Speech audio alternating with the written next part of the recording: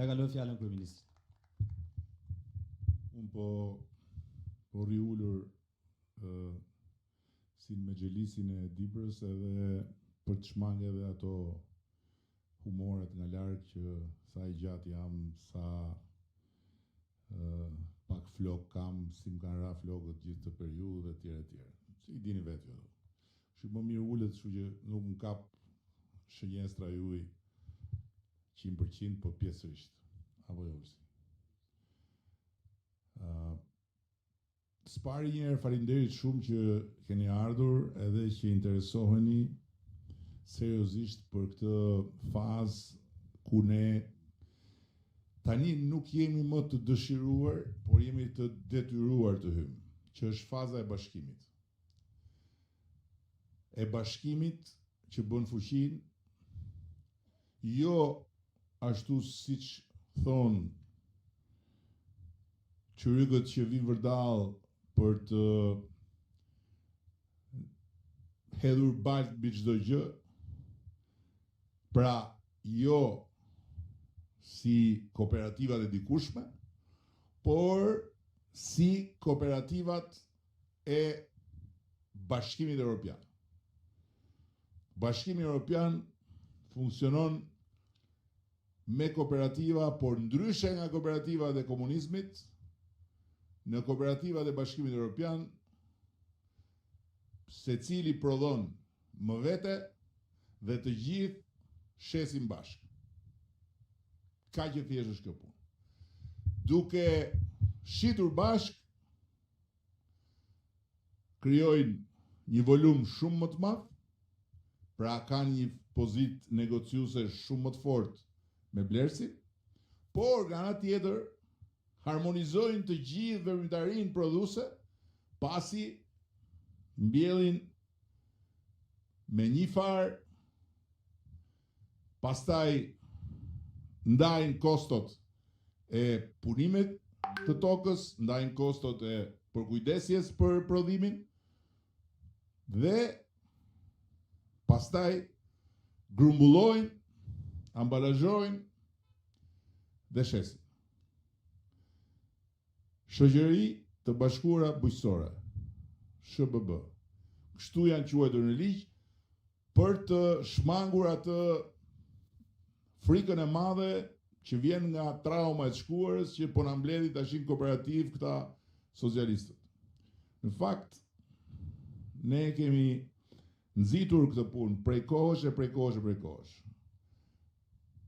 Aty ku kjo është bërë, dhe është bërë përpara se ta nxisim ne, dhe këtu kemi shembullin e gjallë që është zëvendës ministër, një nga pikat ku ka lulëzuar Shqipëria rurale, ku ka lulëzuar Shqipëria bujqësore, atëherë kur treqereku i tokave nëpër Shqipëri nuk punoheshin fare, në jug të vendit, në Zar, Konispol, e kështu me radhë. Një model shembullor ku fermerët, po edhe ata shqiptar, si ne, edhe ata me frikë nga kooperativa, por ama të mençur për të thënë do shesim mandarina, po, do i shesim bashkë, që kur të vinë ata grosistët, ne të kemi një volum të madh edhe të kemi forcë, jo t'i mbledhin copa delet që ndahen nga tufa i ujku, kam pas thënë të moçmit, edhe me sa pretendon Ulsiu e kam pas thënë Tibranët. Tashti këtu duhet bashkim. Dhe për këtë arsye ne kemi vendosur dhe mbështetje për bashkimin. Mbështetje financiare, mbështetje institucionale dhe aleancë me shtetin. Pra, në Dibër, SHBB-ja ndërtohet mes fermerëve dhe bashkisë. Dhe bashkia është aksionere. Por nuk është aksionere që t'ju marrë juve fitimet. Është aksionere në një kompani, dhe emrin e kishit gjetë, se po bëjmë shaka, çfarë i thash vejani Dibra United si Manchester United. E lexova që kishit gjetë. Dibra Origin. Po. Dibra Origin. Nuk e kanë vënë origjina e Dibra Origin në anglisht për tregun europian, po shumë mirë, në rregull. Për tregun europian dhe për gjithë europianët e bulevardit Tiranës. Se u për vete jam katunar, jam nga Surreti. Po Origin e kuptoj. Dhe ti e kupton. Po. Dibra Origin. Që është që fillon dhe bëhet një mark dhe pastaj marka fillon njifet dhe edhe për shkak të markës pastaj njerëzit shkojnë dhe thonë ke Dibra Origin? Qershi e mollë dhe me radh? Po kam, atë du.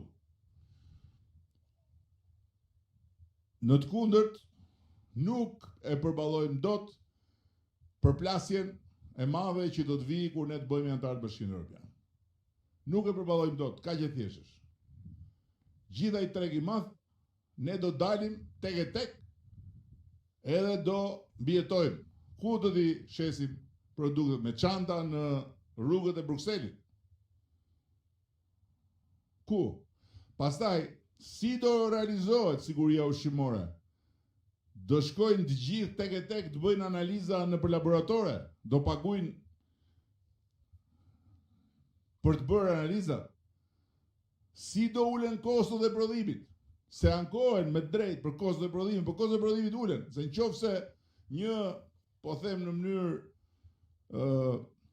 brutale, një traktor, një autokombajn, një zetor, duhet ta kesh vet, duhet ta ushqesh vet, e duhet ta mirëmbash vet, është ndryshe po ta kesh me 5 të tjerë, me 10, me 15, me 20, me 30 dhe ta ushqeni bashkarisht dhe ta mirëmbani bashkarisht. Dhe ndërkohë zetori nuk rrikot, po bën gjithë ditën pur për gjithë. Dhe kështu ulen kostot. Këto gjë unë kam mësuar nga ustaj. Dhe jo nga ustaj si ata të shkollës që bëjnë teori dhe s'kan shku një herë në teren, po nga ustaj i terenit Dhimo Kotja që është këtu. Pastaj i kam parë dhe në praktik gjithë këto vite dhe po ju them që Shqipëria i ka të dyja. Sot që flasim, ka dhe shembujt e atyre që janë forcuar dhe janë pasuruar. Jo, Dhimoa nuk është për mbietes. Madje sot, prej disa që kur i kam kërkuar është zëvendësministër për të asistuar këta kuadrët e ri të Partisë Socialiste që i kaloi stafetën njëri tjetrit, dhe ndërkohë atje ferma vazhdon, familja vazhdon punën, etj.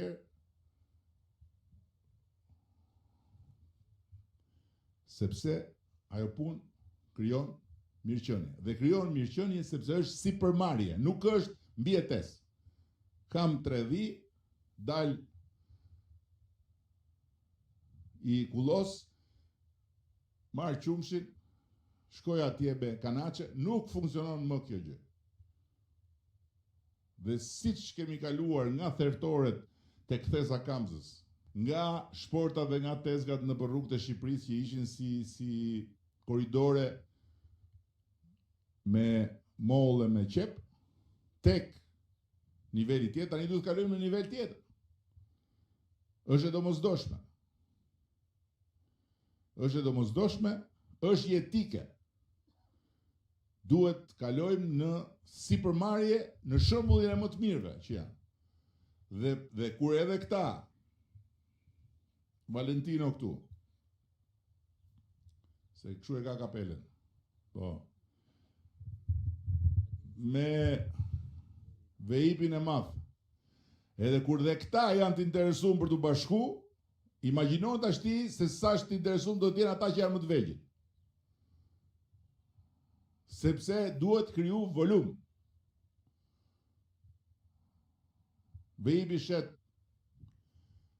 30.000, po them kot, kokramol, po 30.000 kokramol janë më pak se sa 35.000.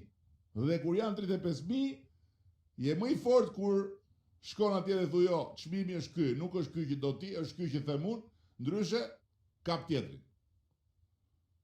Ndërkohë që ai pesmishi që rri veç, ai detyrohet shesi më lirë, sepse nuk ja merr kush aq pak. I thot, hajde më mirë, dakor, po t'i jap këto, po iki. Kjo ishte gjëja për cilën unë erdha dhe desha t'ju flas drejt për drejt. Nuk është më problemi tek parat. Duhet ta kuptojnë të gjithë ata që duan të punojnë me tokën, duan të investojnë në tokë, duan të bëjnë pika për punimin se tashti kemi nevojë jo thjesht të prodhojmë mollë dhe qershi, po të prodhojmë në produkte, t'i përpunojmë, recel, kompost etj. Që të rrisim vlerën. Qa janë klasi i parë eksportohen, qa janë klasi i dytë e klasi i tretë përpunohen, edhe rritet vlera. Dhe për këto gjëra, për të hap një pikë grumbullimi, për të hap një pikë përpunimi, për të bërë një baxho, për të bërë një agroturizëm, të gjitha këto, nuk është më problemi tek parat. Problemi është thjesht tek projekti dhe aplikimi. Sepse parat janë. Ne e kemi rritur shumë ndjeshëm mbështetjen e tani për pak ditë, fund muajit, fillim muajit tjetër, do të firmosim dhe marrëveshjen me bankat dhe me Bankën e Shqipërisë, dhe do të vendosim në dispozicion të gjitha atyre që duan ta dyfishojnë sipërmarrjen një linjë kredie me interes tulët dhe me garancia shteti. Askush nuk ka më alibi, as kryetarët e bashkive. Kryetarët e bashkive e kam thënë, e du shumë Rahimin, është Dibrani mirë, shumë. Ka ardhur këtu për të shërby pasi ka ishte në bankë etj. Por i kam thënë dhe Rahimit dhe shokëve të Rahimit, po nuk bët 10 agroturizma me paket dhe maleve. 10 agroturizma dhe 3 shoqëri të bashkuara, as mos hajdeni fare të pretendoni të kandidoni më, sepse bashkitë nuk janë vetëm shtro rrugë, vër drita, pastro plera, edhe në fshat pastro kanale.